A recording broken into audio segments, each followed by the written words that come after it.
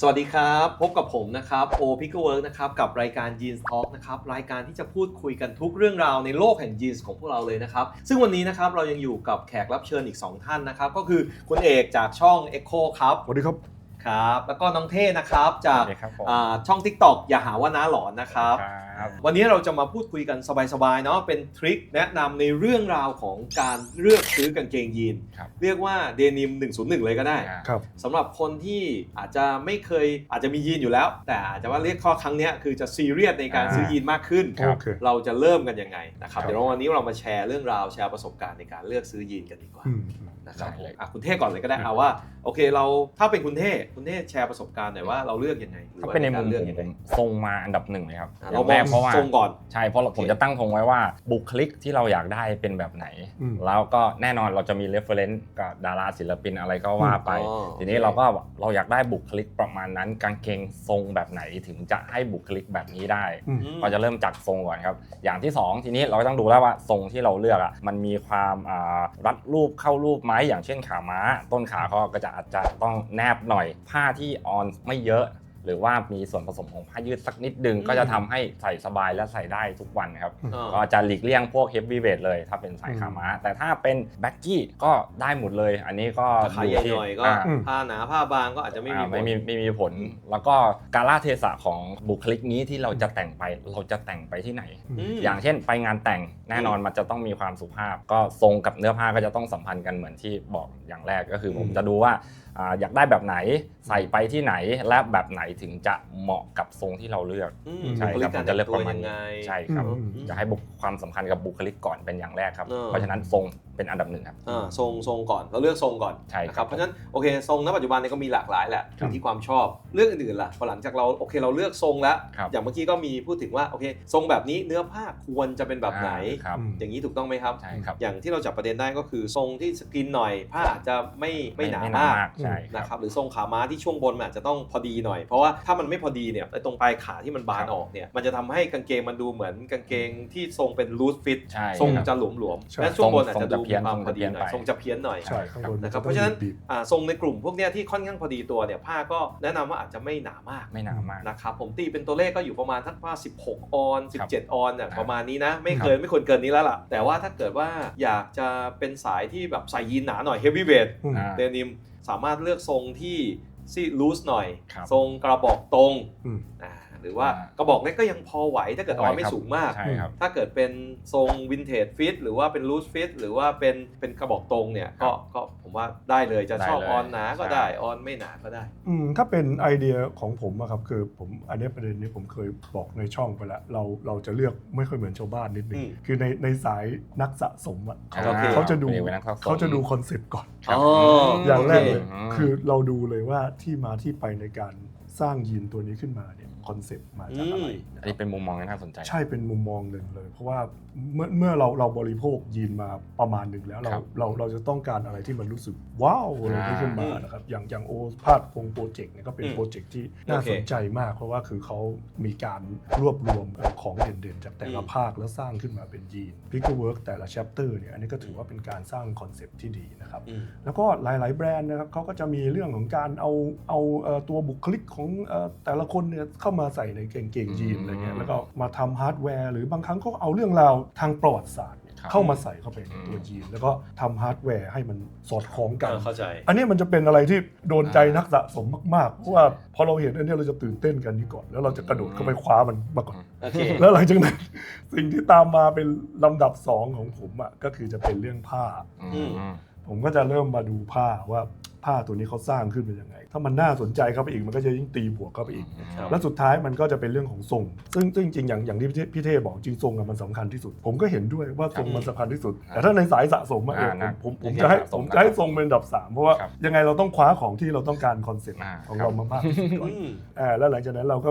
ค่อยมาดูพวกรายละเอียดปลีกย่อยแล้วก็ดูราคาดูอะไรแล้วก็จ่ายเงินซื้อไปใช่แต่ว่าสิ่งหนึ่งที่เราจะประทับใจคือเราจะชอบในเรื่องของสตอรี่ของตัวยีนซึ่งสตอรี่พวกนี้ผมว่ามันสำคัญมากนะไม่ว่าจะเป็นยีนส์เมเกอร์นะครับหรือว่าจะเป็นผู้บริโภคหรือว่าจะเป็นนักออกแบบหรือเป็นอะไรเงี้ยคือเรื่องของสตอรี่เทลลิ่งเนี่ยสำคัญมากถ้ายีนสามารถบอกเล่าเรื่องราวได้ดี มี ครับ ว่ามีเรื่องราวแล้วก็แบบมีกิมมิคมีอะไรเงี้ย มัน ครับ ไปได้แน่นอนอยู่แล้ว จริงๆแล้วสิ่งที่น่าสนใจก็คือเรื่องของสตอรี่ ครับ นะครับกางเกงยีนส์เนี่ยมันเหมือนเป็นเครื่องบอกเล่าเรื่องราวต่างๆ กว่าจะได้มาเป็นกางเกงยีนตัวนั้นๆ ใช่ เพราะฉะนั้นสตอรี่เนี่ยในสายมุมมองของนักสะสมเนี่ยก็ถือว่าเป็นสิ่งที่สำคัญ ใช่ครับ ในมุมของผมเองเนี่ยผมเป็นฐานะของผู้ผลิต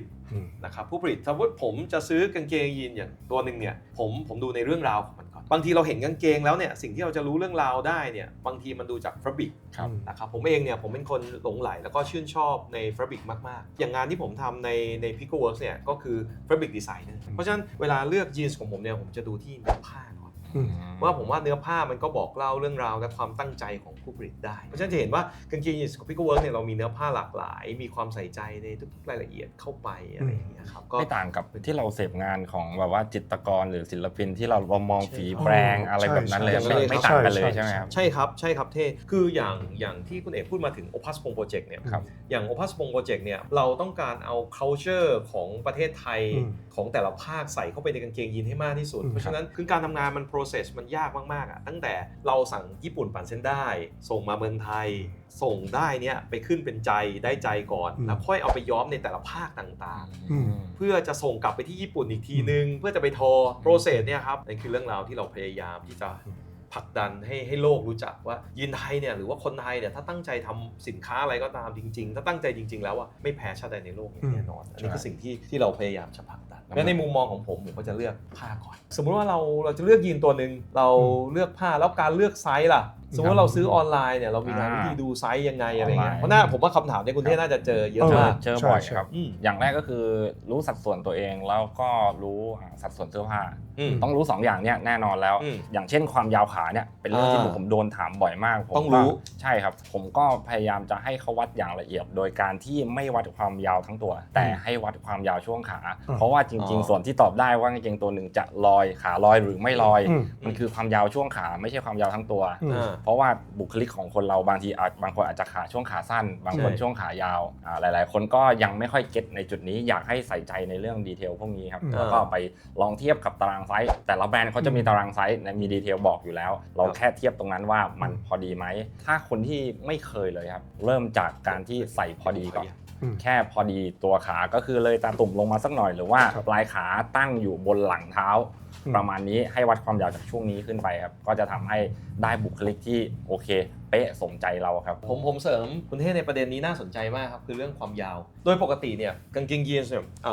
เขาจะแนะนำในการวัดเรียกว่า inseam หรือตัวย่อว่าเป็นตัว L L เนี่ยคือเขาจะวัดจากเป้าตรงรอยต่อตรงนี้นะครับถึงปลายขาเกิดเป็นความยาวของเราซึ่งเราต้องจำหรือว่ารู้ตัวนั้นให้ได้ว่าเราเนี่ยใส่กางเกงยีนส์มี inseam หรือว่า L เนี่ยประมาณเท่าไหร่ถ้าเรารู้ตัวนี้อย่างน้อยเราก็ซื้อยีนได้ง่ายขึ้นส่วนความยาวจากขอบเอวเนี่ยพอกางเกงเนี่ยมันมีหลายรูปทรงเอวสูงเอวต่ำอะไรต่างๆแต่ว่าท้ายที่สุดเนี่ยถ้าเราเลือกจากอินซีมเนี่ยมันเป็นอินซีมของเราเนี่ยกางเกงไม่ว่าตรงไหนเราก็จะใส่ได้ใช่ครับแนะนำว่าตัวเลขที่ต้องรู้ก็คือ L อินซีมกับอีกตัวนึงก็คือ W W ก็คือเอวเราซึ่งโดยปกติกางเกงยีนส์เนี่ยครับเอวป้ายกับเอววัดจริงมันมักไม่เท่ากันใช่เลยนะครับซึ่งในสมัยก่อนเนี่ยครับกางเกงอย่างตัวที่ผมถืออยู่เนี่ยป้ายไซส์32นั่นหมายความว่าวัดครึ่งเราเอาสายวัดจับจากด้านนี้ไปด้านนี้แล้ววัดเดียวแล้วคูณ2มันคือแท็กไซส์ก็คืออันนี้วัดได้16คูณ2มันก็คือ32ในขณะที่เอววัดจริงของแต่ละคนเนี่ยมันคือต้องวัดอย่างนี้ครับด้านในติดกระดุมโดยรอบแล้วเอาสายวัดด้านในจับรอบโดยปกติจะบวกขึ้นอีก2นิ้วโดยปกติก็คือ W32 เอววัดจริงมันก็เลยกลายเป็น34เราต้องรู้ก่อนว่าเราใส่กางเกงเอววัดจริงเท่าไหร่เพราะฉะนั้นอันตัวเลขนี้เป็นตัวเลขที่สำคัญในการสั่งซื้อแม้กระทั่งออนไลน์หรือจะไปซื้อก่อนจะลองในที่ช็อปเองก็ตามนะครับเราต้องรู้ก่อนเพราะบางคนจะเข้าใจผิดว่าเขาใส่กางเกงเอวป้าย32คือเอว32จริงๆไม่ใช่เอวป้าย32เนี่ยวัดจริงมักจะเป็น34หรืออาจจะเป็น35ก็ได้หรืออาจจะเป็น33ก็ได้ส่วนหนึ่งที่คนจะเข้าใจผิดก็คือเอวบางคนชอบใส่กางเกงแล้วก็ดึงลงมาต่ำแล้วไปติดอยู่ช่วงสะโพกแล้วก็คิดว่าตรงช่วงสะโพกคือเอวตัวเอง ใช่อันนี้เป็นเรื่องที่เข้าใจผิดกันเยอะมากครับ แล้ว ทีนี้เราจะรู้ได้ไงว่าเอวอยู่ตรงไหนใช้สะดือเป็นเกณฑ์ครับจะอยู่แบบว่า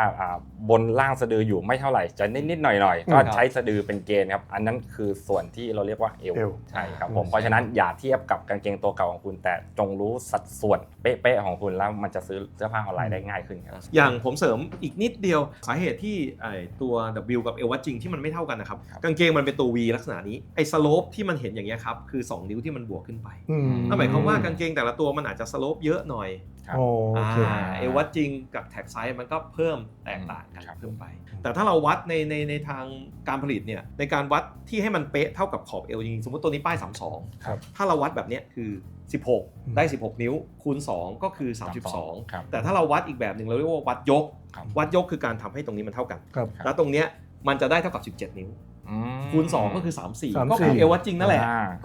เพราะฉะนั้นนี่คือที่มาที่ไปว่าทำไมแท็กไซส์กับเอววัดจริงไม่เท่ากันเพราะฉะนั้นไม่ว่าจะซื้อกางเกงยีนยี่ห้อไหนแบรนด์ไหนก็ตามเนี่ยให้เรารู้ก่อนว่าเอววัดจริงเราเท่าไหร่ความยาวเราเท่าไหร่แล้วเอาไปเทียบกับตารางไซส์ของผู้ผลิตที่เขาแจ้งมาว่า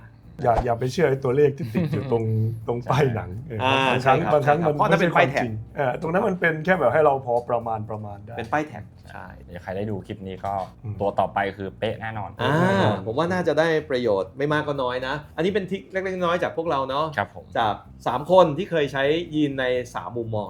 นะครับก็หวังว่าจะเป็นประโยชน์กับเพื่อนๆทุกคนที่ติดตามพวกเราอยู่นะครับก็สำหรับวันนี้นะครับก็ขอจบไปก่อนนะครับสำหรับคนที่ชอบคลิปในแนวนี้นะครับก็สามารถกดถูกใจหรือว่าคอมเมนต์นะครับบอกเล่าเรื่องราวที่เราอยากให้เราทำเรื่องราวใน EP หน้าแบบไหนยังไงอยากรู้เรื่องราวอะไรก็มาพูดคุยกันได้นะครับสำหรับวันนี้ก็ขอลาไปก่อนนะครับสำหรับรายการยินทอล์กพบกันใหม่ EP หน้าครับสวัสดีครับบ๊ายบายครับสวัสดีครับ